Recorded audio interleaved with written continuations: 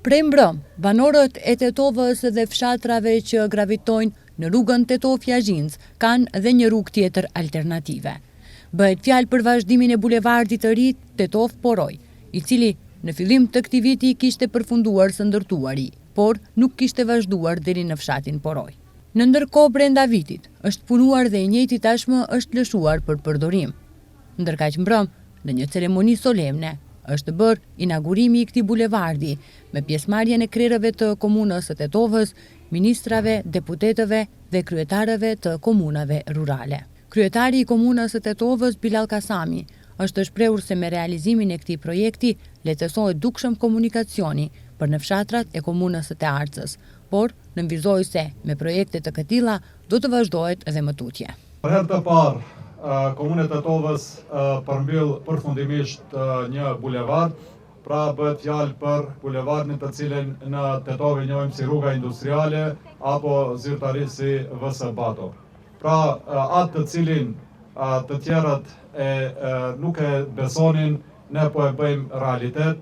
Pra në mandatin e parë ne hapëm një aks të rëndësishëm të këtij bulevardi dhe kur kundërshtarët tanë tentuan që të keq përdorin atë se ky bulevard ndërtua në segmente të caktuara, duke pretenduar se kishim hapur një rrugë që përfundonte në askundi.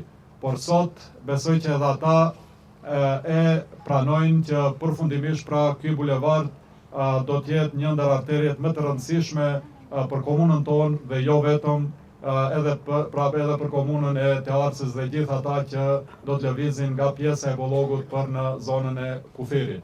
Bëhet fjalë për një aks të bulevardit VS Bato me një gjatësi gati 1.5 kilometra, i cili në pjesë konsiderueshme shkon në 12 metra gjerësi, pra me trotuare, dhe pjesën tjetër është në një rrugë nga këtu për nga fshati Poroj është një rrugë me 2 akse me trotuar dhe me ndriçim publik.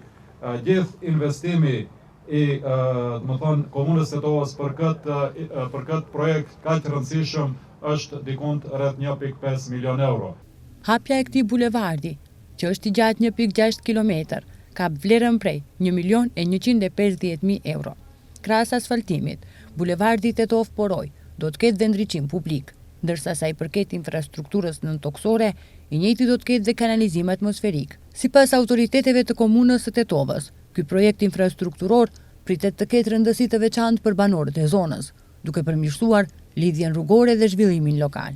Ndryshe, ky bulevard është një ndër arteriet kryesore të komunikacionit për trafikun e stërngarkuar në rrugët e qytetit të Tetovës dhe ka për qëllim që të evitoj kaosin në pjesët kryesore, sidomos për automjetet që vijnë nga Shkupi dhe Gostivari dhe destinacion nuk e kanë Tetovën, por rrugën regionale Tetov-Jazhinc dhe Anasjeltas.